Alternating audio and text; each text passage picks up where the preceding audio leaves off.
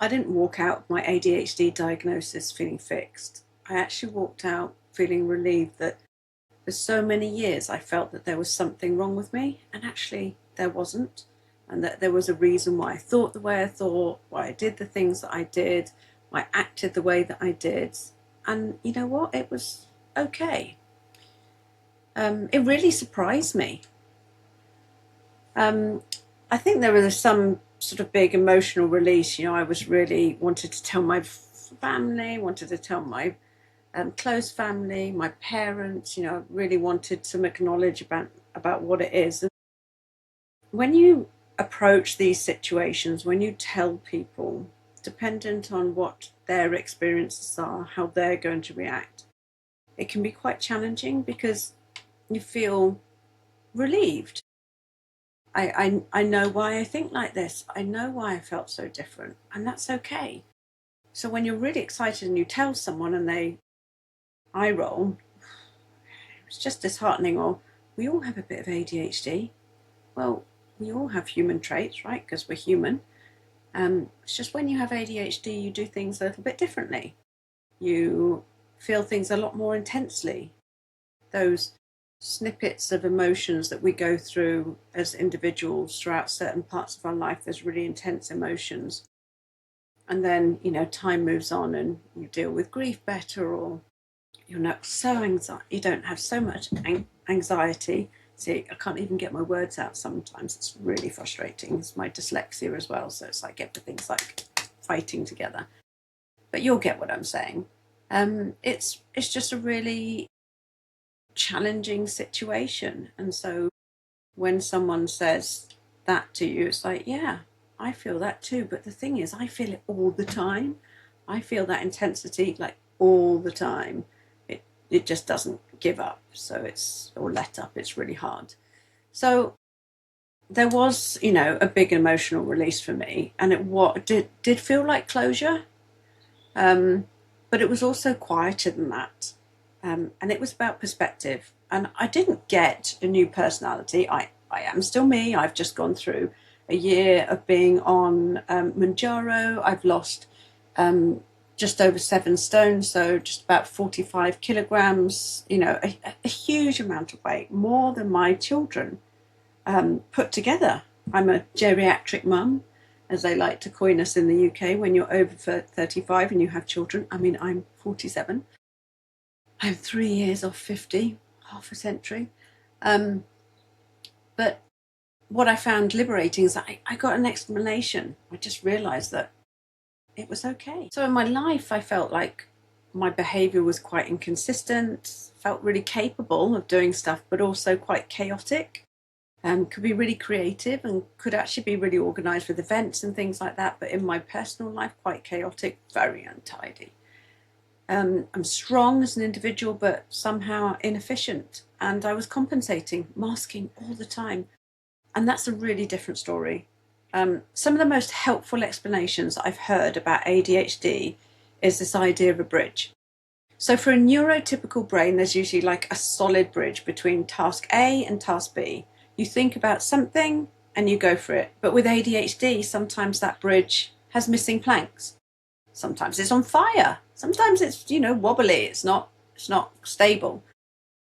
And it's not that you don't want to cross it, because you really do. It's that the structure of what you're trying to cross just isn't where you need it to be. So from the outside, someone might say, well, you're being lazy. Like when my mum used to say to me, you haven't tidied your room. And when I was younger, I'm going to have a drink while I'm doing this.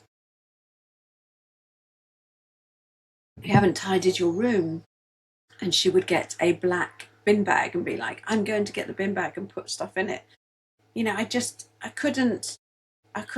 get so distracted. I'd start tidying my room, but then I'd be like, oh, I'm actually going to organize things into certain things. And then that would take longer. And then I would feel disheartened, and I'd be partway through, and then I get distracted by something, and I'd be like, oh, look at this book. And they're like, oh, look, the dog is here. And oh, I must go outside. Oh, I must go to loo. And then you go to loo, and then you're like, oh, I need a drink. And then, oh, I need something to eat. And then, oh, look, there's this down here. Well, what if I start like tidying down here as well? And oh, what if I clean out the fire for mum? That would be really helpful. And blah, blah, blah, blah, blah, blah. And it just like you've got 20 things that you're doing all at once and you're not finishing. So it's not about us being lazy. It's just about focus. And it generally feels like you're standing on one side of a gap and you just don't know how to cross it in that moment. And so that distinction really matters. Another way of looking at it is the wall of awful. So sometimes you look at something that someone else might say, well, that's simple. I'm going to reply to an email. I'm going to call someone. I'm going to open my mail, my post. But it feels like you're physically blocked, like you can't. It's not difficult. It's not annoying, but you, for some reason, just can't. So it's not about the task itself. It's just about that feeling of being overwhelmed. So I explain it to people as a hamster wheel in my brain with a little hamster. Hamster that's running constantly round and around and around and around like a washing machine, just going, just like how some people kiss when I was younger, like washing machines we used to refer to them as, and it's constantly running. And I can go to bed, I'll be lying there thinking about everything from today, things for tomorrow, things from the past, things in the future. And I get that people say, yeah, but I've done that too. I've sat there worrying about things. Yeah, sure. But I do it all the time. Like it's a constant. It's not just I've got a really stressful event coming up, or I've got something stressful I've got to do, or something terrible's happened, and you wake up and you suddenly have a moment and then you realise the dread and that horrible feeling. So it's a constant thing. It just doesn't let up. It's just something that you learn to live with and that you're living in a constant state of. So doing those tasks, it's not about sending an email or opening the post. It's about that overwhelming feeling that I have, like every time I forgot, every time I was late, every time I felt incompetent, which, I feel all the time. I'm very good at masking, but layer upon layer of tiny shame really builds up. And, and I joke to people about Game of Thrones, about when, is it Cersei? No, whatever her name is, when she walks down the middle of the street and everyone's throwing things at her, shame, shame. And I joke about that, but actually that's how I feel. So suddenly there's a wall. Like a neurotypical person might say, well, just do it. Like, get up, just do it. And I totally get that, because when people suffer from clinical depression, I would say, well, why can't they just get up? Like, why can't they just, get out of bed and do things? I've been depressed. I know what depression feels like. No, I don't know what clinical depression feels like. I don't know what that depression feels like. I have a perception of what depression feels like. And when someone breaks up with you, or you break up with someone, or someone passes away, or something terrible's happened, depression, that feeling that you feel is horrendous. But I don't know what it's like to feel that all the time. And that's the same with being neurodiverse. Oh, well, yeah, I do that too. We're all on the spectrum. That's so annoying, because you're not acknowledging how I feel and what I cope with on a daily basis. You're dismissing it. And I know that people are really well intentioned and they're saying, no, but I feel like that too. They're trying to find empathy. And something that you do as ADHD is you talk over people, because in your brain you're like, oh, I do that too. And you get really excited and you want to tell someone that you feel that too. You want to make them feel like you understand. But actually it's really annoying, and I'm aware of that. And I try not to do that, but sometimes I do. So an annoying thing that someone who's neurotypical does to me, I'm actually doing as well, but I'm doing it because I'm trying to connect with them, and I'm listening to them, but I'm not, because I'm already in my head going, I must answer that question, or I must tell them that I've done that too, so that they know that they're not alone. But actually that's not the point. I need to sit and listen.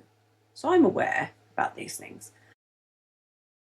But if you've ever avoided something because you didn't want to, and you've had that sinking feeling in your stomach, just multiply that by 10, 100, 1,000, 10,000. And that's what it's like for me daily. So that's sort of closer to the truth. And there's also the dopamine piece, which I think I found the most fascinating since I've actually been diagnosed as ADHD, because when they say, oh, do you want to have medication?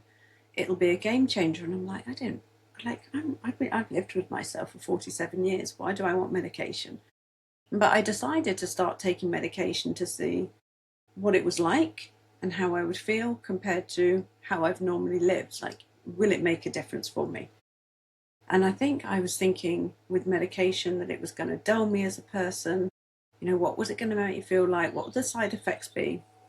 And actually, all it is medication that bridges that gap, that allows you to focus. So rather than thinking about starting up doing 20 different things at once, or just going through a sequence where you start something, don't finish, start something else, start very annoying things, or I tell you 14 facts in 3 minutes, but then have forgotten part of the facts I'm telling you, so only tell you half of the story.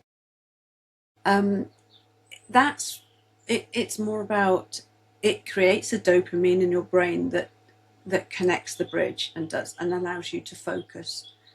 And I'm going through at the moment. I only just started. I think it was sort of like in January. That's when I started mine. So I'm trying to work out my dose at the moment. What's great for me. And it's funny because my psychiatrist has said to me, you know, it's going to be a game changer for you. Now, taking Manjaro was a game changer. The food noise, gone. Like, oh my gosh, I've got a little bit of silence in my brain. What is that? Like, I've never had that. That was a game changer. Taking the medication with Manjaro, I realized I was more focused and I was able to do more things. But when I stopped taking Manjaro in January, and then didn't have that anymore, and the food noise started coming back in, it wasn't a game changer for me. And so now for me, it's finding the right balance of medication. I'm on a really low dose, so now it's finding the right balance of medication that's going to help me moving forward and allow me to focus. And if I don't feel it's working and I don't want to end up being on a high dose, then I will just be me as I was before, rather than being me with a little bit of help. There is someone had described ADHD brain as following dopamine like a toddler in a sweet shop. And that made me laugh because it's accurate. It's not that I don't care about important tasks, because I really do. It's that my brain is constantly scanning for stimulation, novelty, urgency, interest, not always in the same way. It fluctuates. But it might explain why I can hyper-focus on something fascinating. Oh, I think it's fascinating for like 6 hours, but then struggle with a form that takes minutes. Like, you know, I fed back to Welsh Government that their forms, I hate doing their forms. We've actually, as a company, never successfully done a bid for Welsh Government because I find those forms so hard, so difficult to comprehend. When I was at school, I would look at questions on a exam sheet and I just didn't get it, and everyone around me got it. I'm looking around and other people are, you know, writing away. You know, this was 80s, 90s when people used pencils and pens, and they're writing away, and I'm like, I don't get what I'm talking about. And then I would kind of say, oh, I think it's this, and then I just go off on a tangent. I'd read it afterwards and I'd be like, I just haven't answered the question. And it's that comprehension. It's things weren't geared for me when I was younger to help to teach me in a way that I could learn that was most effective for me. Whereas now there's more understanding, there's better understanding, and there's more, sorry, she was shaking a little bit. I've got my Great Dane in with me and he's just laid down behind me. But I'm in a shepherd's hut, so the whole thing shakes. So that's really interesting when we think about, now I've forgotten what I just was talking to you about. And I was just using placeholder words to hopefully that my brain would suddenly remember what I was just talking about. But it hasn't come back. I do have some notes in front of me, but that's just typical and that's really annoying. But the forms that we struggle with are it's just really hard. And so I hope that there's going to be easier ways to do things. I work in the research ecosystem, and it's a very traditional way of, you know, someone has research and they submit their manuscript and it gets published and it looks a certain way. It's like, well, why can't it every article that's out there, especially with the AI tools, have audio attached to it.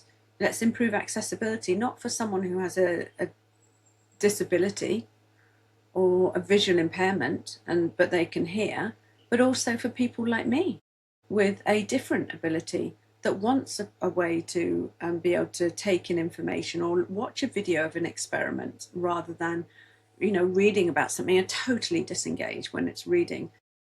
We need to be better at giving people information in a way that works for them. So it's not a character flaw, it's chemistry. Yes, that chemistry may have contributed to me buying a horse after watching Llandybudder horse auction on Facebook Live after my friend's funeral in a hotel room. I mean, the alcohol in my system was probably another contributing factor because that made me much more confident to do that. But certainly in terms of like the randomness, throwing caution to the wind and doing that while I was out the country and buying something in the country that I live, and then coming back and she'd already been delivered because I organised that because I was hyper-focused at the time, drunk but hyper-focused.